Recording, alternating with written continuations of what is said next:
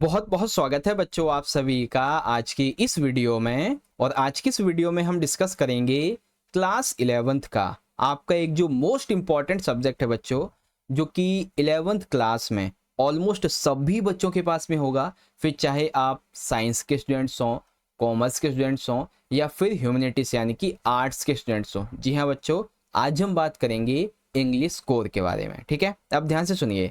आज की इस वीडियो में हम लोग इंग्लिश का नया सिलेबस देखने वाले हैं और ये नया सिलेबस सितंबर और अक्टूबर के मंथ में आपके जो मिड टर्म के एग्जाम होने वाले हैं, जिसे आप अर्धवार्षिक परीक्षा भी बोल सकते हैं 2024 और 25 के सेशन की, इसके बारे में। ठीक है, अब यहाँ पे एक ही चीज नहीं बल्कि आपको दो चीजें समझाऊंगा। क्या क्या? एक तो सबसे पहले इंग्लिश का सिलेबस समझाऊंगा, इसी के साथ ये भी बताऊंगा कि मिड टर्म के एग्जाम में इंग्लिश का जो ग्रामेटिकल पार्ट है, ठीक है, यानी कि जो ग्रामर है, इससे क्या क्या पूछा जाएगा इसके बारे में। तो दो चीजें एक ही वीडियो में समझाऊंगा, इसलिए थोड़ा ध्यान से देखना। ठीक है, और हाँ, अगर पूरा सिलेबस देखने के बाद में, ग्रामर देखने के बाद में कोई भी आपका डाउट बच जाता है तो ये मेरी इंस्टाग्राम की आईडी है बच्चों, जाइए फॉलो कर लीजिएगा और आप यहाँ पे मैसेज करके पूछ सकते हो। ठीक है, साथ ही साथ क्लास 11th के इंपॉर्टेंट नोट्स, पीडीएफ और अपडेट्स पाने के लिए आप हमारे टेलीग्राम ग्रुप को ज्वाइन कीजिए। टेलीग्राम पे जाइए, स्मॉल लेटर्स में सर्च कीजिएगा JSK 11th क्लास। ठीक है, या फिर ग्रुप का लिंक आपको मैं डिस्क्रिप्शन में दे दूंगा, वहां से ज्वाइन कर लेना। ठीक है, और हाँ, चैनल पे अगर आप इस वीडियो के माध्यम से पहली बार विजिट कर रहे हो तो फटाफट से चैनल को सब्सक्राइब कर लो, और जिन बच्चों ने सब्सक्राइब किया हुआ है वो मेक श्योर कर लें कि ये जो बेल नोटिफिकेशन है ये ऑल पे सेट है या नहीं। ठीक है, तो आ जाइए बच्चों, शुरुआत करते हैं। Okay, are you ready? चलो शुरू करते हैं। तो यहाँ पे आप देख सकते हो बच्चों, ये क्लास 11th का इंग्लिश का आपका मिड टर्म का सिलेबस है 2024 और 25 के लिए। ठीक है, यहाँ पे थोड़ा सा अगर मैं जूम करके आपको दिखाऊं तो सबसे पहले देखो, यहाँ पे आपकी हॉर्नबिल बुक, इधर स्नैपशॉट है। ठीक है, इधर ग्रामेटिकल पार्ट है, यहाँ पे क्रिएटिव राइटिंग स्किल्स है, इधर रीडिंग स्किल्स है। ठीक है, सारी चीज़ यहाँ पे देखो दी गई हैं। थोड़ा धुंधला होगा, अभी आपको मैं इसे क्लैरिफाई करके अच्छे से समझाऊंगा। ठीक है, ध्यान से देखिएगा। चलो देखो, मिड टर्म के एग्जाम में आपकी दोनों ही बुक्स से जो चैप्टर्स हैं, जो कंटेंट है, वो पूछा जाएगा। चाहे फिर आपकी हॉर्नबिल बुक हो या फिर स्नैपशॉट, दोनों से ही चैप्टर्स और पोएम्स आपके आने वाले हैं। ओके, चलो एक एक करके समझते हैं। सबसे पहले बात करते हैं कि आपकी जो हॉर्नबिल बुक है इससे क्या क्या पूछा जाएगा। तो इसमें आपके चैप्टर्स भी हैं और पोएम भी हैं। तो देखो, चैप्टर जो है ना वो आपके टोटल 3 आने हैं। कितने? 3। कौन कौन से? सबसे पहला चैप्टर आएगा the portrait of a lady by Khushwant Singh. ठीक है, उसके बाद दूसरा चैप्टर आएगा आपका we are not aware to tie if we can all be together. ये कहानी बहुत ही मोटिवेटिंग है बच्चों, बहुत ज़्यादा। जब आप इसे पढ़ोगे ना तो बहुत मोटिवेशन मिलेगा इससे। ठीक है, तीसरा चैप्टर रहेगा आपका discovering truth the saga continuous. ठीक है, ये तीसरा चैप्टर है। तो चैप्टर तो हो गए 3। अब बारी आती है बच्चों पोएम्स की। तो पोएम्स कितनी पढ़नी है? पोएम्स पढ़नी है आपको 2। कौन कौन सी? सबसे पहली पोएम आपकी अ फोटोग्राफ, बहुत बढ़िया पोएम बच्चों, बहुत अच्छी है। और दूसरी पोएम है द लेवर्नियम टॉप। ठीक है, देखो जहां जहां निशान लगाया मैंने, जिस जिस चैप्टर को मार्क किया वो पढ़ना है और जो मार्क की पोएम वो पढ़नी है। या फिर आप यहाँ पे देख लो अच्छे से। देखो, हॉर्नबिल बुक है आपकी, चैप्टर 1 पढ़ना है, पोएम 1 आपकी ये हो जाएगी। चैप्टर 2 ये हो जाएगा आपका, फिर चैप्टर 3 ये हो जाएगा, और पोएम नंबर 2 आपकी ये हो जाएगी। ठीक है, तो आप ऐसे भी निशान लगा सकते हो, और जैसे मैंने आपको यहाँ पे बताया है ये भी समझ सकते हो। ठीक है, चलो अब बारी आती है दूसरी बुक की, जो कि है हमारी स्नैपशॉट। अब स्नैपशॉट से टोटल हमें कितने चैप्टर पढ़ने हैं? 3। कौन कौन से हैं सर जी? देखो, सबसे पहला चैप्टर है the summer of the beautiful white horse by William शैक्सपियर।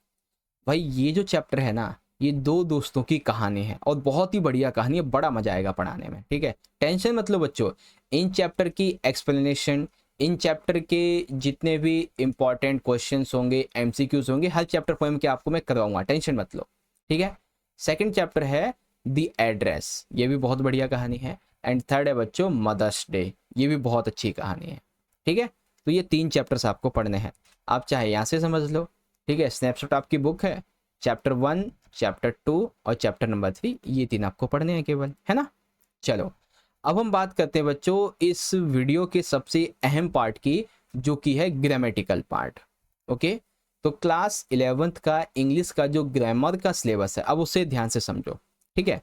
देखो ग्रामर में ना सबसे पहले क्या होगा कि आपका जो क्वेश्चन पेपर रहेगा उसमें 8 या फिर 10 मार्क्स तक का, ठीक है, 8 या 10 मार्क्स का क्वेश्चन नंबर 1 होगा, ठीक है। और ये क्वेश्चन 1 होगा बच्चों एक क्या बोलते हैं पैसेज का, ठीक है। कैसा होगा? क्वेश्चन नंबर 1 होगा आपका पैसेज का, ठीक है। और क्वेश्चन नंबर 2 भी पैसेज का ही होगा। फिर आएगा आपका क्वेश्चन नंबर 3 जो कि रहेगा आपका नोट मेकिंग। और ये नोट मेकिंग बच्चों पेपर में टोटल आती है 8 नंबर की। कैसे कैसे? 5 नंबर में आपको नोट्स एब्रीविएशन बनानी होती हैं, ठीक है। और 3 नंबर में होती है भाई आपकी समरी, ठीक है। 3 नंबर में आपकी समरी होती है, ठीक है। तो 3 चीजें आपको पता चल गई, पैसेज और नोट मेकिंग। फिर आएगा बच्चों आपका ग्रामेटिकल पार्ट में एडवर्टीजमेंट, ठीक है। एडवर्टीजमेंट आ जाएगा और पोस्टर, इन दोनों में से कोई क्वेश्चन होगा, ठीक है। उसके बाद फिर आएगा आपका स्पीच राइटिंग। और स्पीच राइटिंग बहुत आसान होती है, आप टेंशन मत लो बच्चों। देखो एडवर्टीजमेंट कैसे लिखना है, कितना अच्छे तरीके से सजाना है, कैसे लिखना है, सब आपको बताऊंगा। पोस्टर के बेसिक आइडियाज क्या होते हैं, कौन कौन से पोस्टर्स आ सकते हैं वो भी आपको मैं बताऊंगा। स्पीच कैसे लिखनी है वो भी आपको अच्छे समझाऊंगा। डिबेट राइटिंग अगेंस्ट और मोशन में कैसे लिखना है, यानी कि पक्ष विपक्ष में कैसे लिखना है, सब आपको बताऊंगा, ठीक है। फिर ग्रामेटिकल में थोड़ा सा आ जाता है बच्चों यहाँ पे गैप फिलिंग का, ठीक है, या फिर रीऑर्डरिंग आ सकता है, ट्रांसफॉर्मेशन आ सकता है, एक्टिव से पैसिव वॉइस में बदलना, ठीक है। और जो सेंटेंस टूटे हुए होते हैं उनको समेटना, उसको बेसिकली सही ऑर्डर में लेके आना, या फिर गैप फिलिंग आ सकता है। इस प्रकार से आपका एक ग्रामेटिकल पार्ट हो जाता है, ठीक है। तो मेरे हिसाब से आई होप आपको सिलेबस बढ़िया तरीके से समझ में आ गया होगा। ये आपका ग्रामेटिकल का हो गया पूरा का पूरा, ठीक है। अब आपको वीडियो अच्छी लगी हो बच्चों तो फटाफट से इस वीडियो को अपने दोस्तों के साथ शेयर कीजिए और एक प्यारा सा लाइक भी दीजिएगा। लेकिन लेकिन लेकिन आगे बढ़ने से पहले या फिर वीडियो को एंड करने से पहले एक छोटी सी रिक्वेस्ट है आपसे। यहाँ पे हम थोड़ी स्ट्रेटेजी की बात करते हैं। देखो स्ट्रेटेजी ये है मिड टर्म के एग्जाम के लिए कि सबसे पहले तो आपको मैं जो भी आपके चैप्टर्स हैं, जो भी आपकी पोएम्स हैं, इनकी आपको करवाऊंगा एक्सप्लेनेशन, ठीक है। जब आप समझ जाएंगे पोएम के अंदर क्या है, चैप्टर के अंदर क्या है, उसके बाद आपको मैं कराऊंगा हर चैप्टर हर पोएम के मोस्ट इंपॉर्टेंट क्वेश्चंस। कोई नॉर्मल क्वेश्चन नहीं, ऐसे क्वेश्चन जो आपके एग्जाम में आ सकते हैं, ठीक है। फिर आपको हर चैप्टर हर पोएम के एमसीक्यूज करवाऊंगा, पैसेज की प्रैक्टिस करवाऊंगा, कम से कम 10 से लेके 20 पैसेज करवाऊंगा ताकि आपकी अच्छी प्रैक्टिस हो जाए, ठीक है।